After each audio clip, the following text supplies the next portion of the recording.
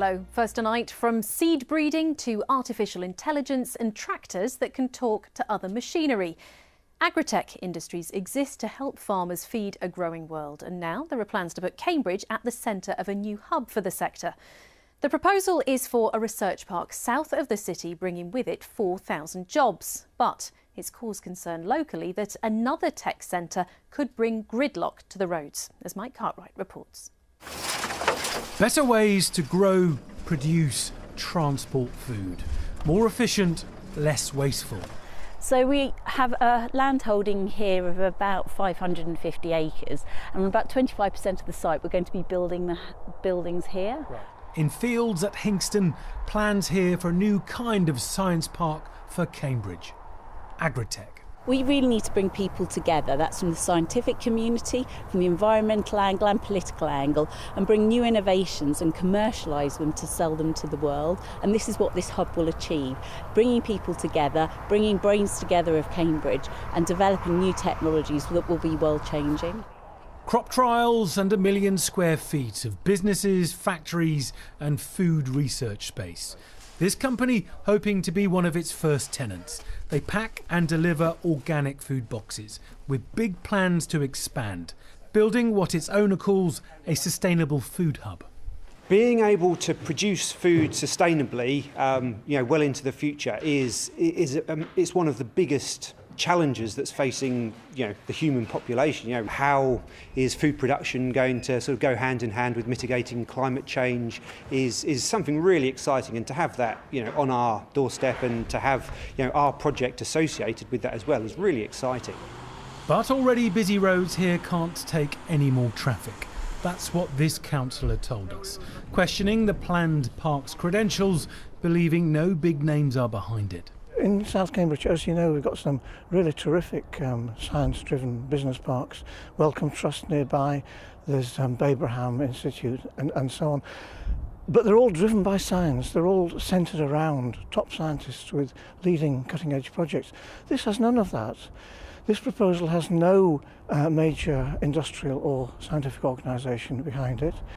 Built here or not, it's an industry looking for more efficient ways to feed growing populations. Mike Cartwright, BBC Look East, Hingston. Well, our reporter Emma Bohr was at tonight's public meeting held in Whittlesford. Emma, it wasn't a very well attended meeting, but it seems the parish council wanted to make their views clear with a vote tonight. Yes, they did. After hearing from the company behind the plan, they narrowly voted against it. And people here had a lot of questions. One of them was over the science behind the plan. They said that they had interest from scientific companies and also universities, and it could become a blueprint for other places around the rest of the country. But one of the main sticking points was transport, infrastructure, and whether the area as a whole could cope. And a lot of those questions remain unanswered. Janine. Emma, thank you. Well, this region boasts 40% of the whole country's prime arable land, and so farming innovations are particularly relevant here. But with uncertainty over Brexit, will farmers really want to invest in new technology now? I asked Belinda Clarke from AgriTech East. You're quite right. This uncertainty is really not helping anybody, either the researchers or the farmers.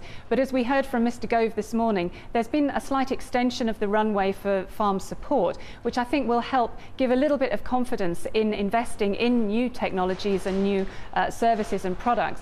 But the key thing is really being able to calculate when you're going to get your money back as a farmer. So what we're all trying to do is to help farmers really understand what that return on investment would be and over what timescale. Do you think that given the Brexit climate that it makes the researchers, it makes the technology companies have to be a little bit more robust in making sure that that product isn't going to fail before the farmers take it on?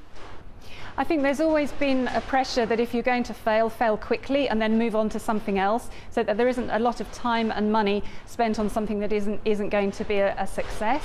But I think Brexit is actually focusing the mind of a lot of innovators and researchers and farmers.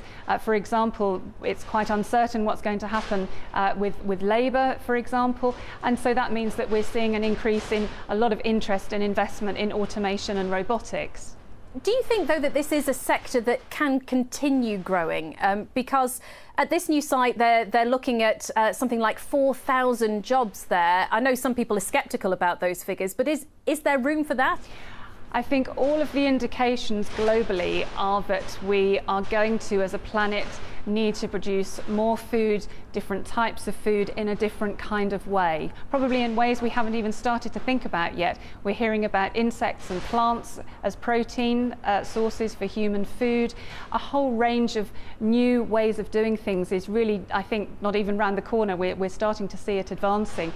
So I think there will always be a demand to produce more food in a more sustainable and environmentally sensitive way. Belinda Clarke there from AgriTech East.